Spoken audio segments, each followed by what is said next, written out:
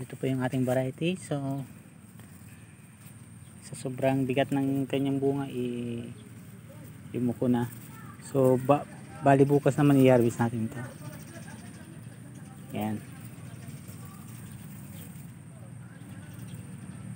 So makikita natin yung dami ng butil.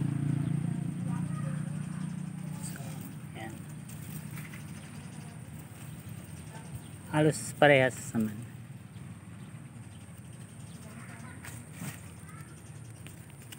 Yan.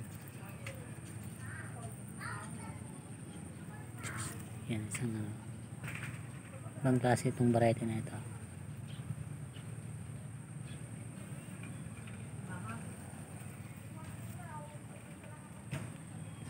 So maparami natin ito lahat. By next cropping, production na tayo ng